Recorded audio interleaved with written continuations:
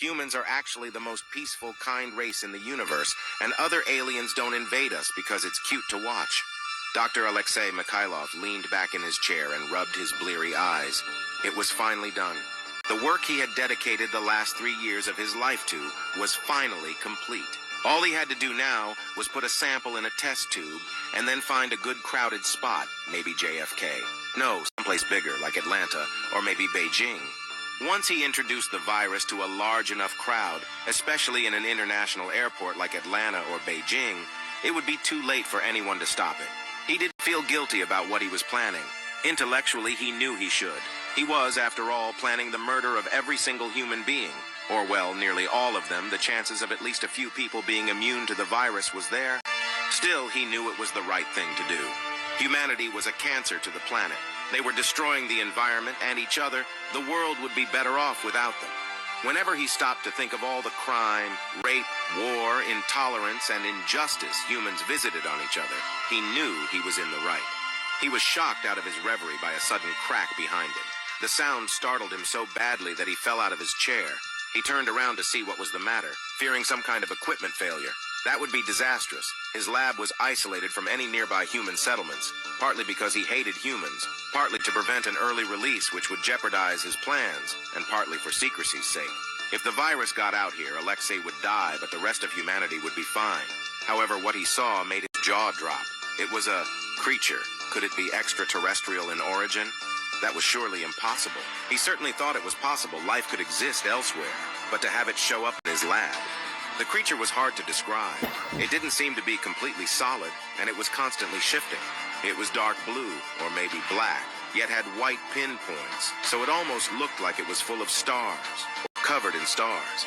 Tentacle-like growths kept undulating in and out of the main mass. The being only hung there for a second, before it began to silently approach. Alexei wasn't sure what to do.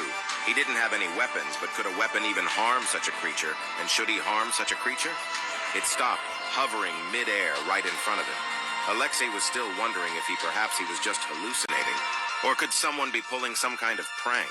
Or was this some unknown government technology they had sent to stop him? A tentacle reached out and lightly touched the side of his head. "Please stop this," a voice said in his mind. The voice was androgynous in nature, soft, and had a strange echo. "Stop what?" he said out loud, although he felt foolish doing so. Could this being understand him? Was speaking out loud even necessary? And besides, he was pretty sure he knew what it meant.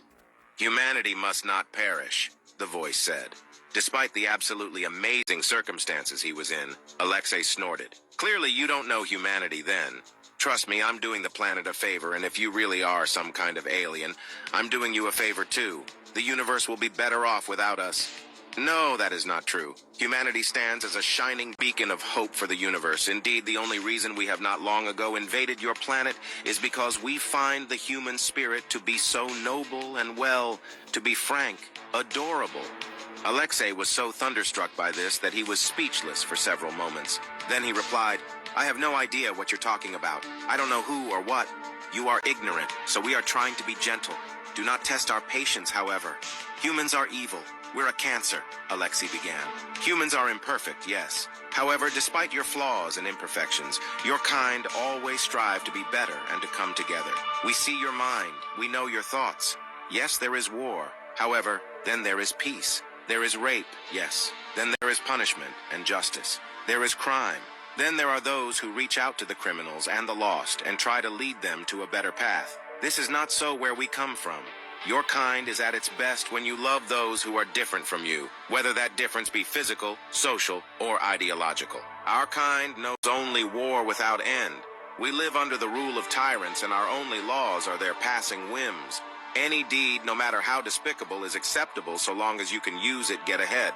Humans have had so much trouble finding other life in the universe because so much of it has been destroyed.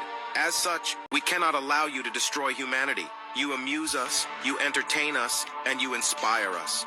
Alexei shook his head. "No, this is preposterous," he shouted. He made to get up, to get his sample and get out of the lab.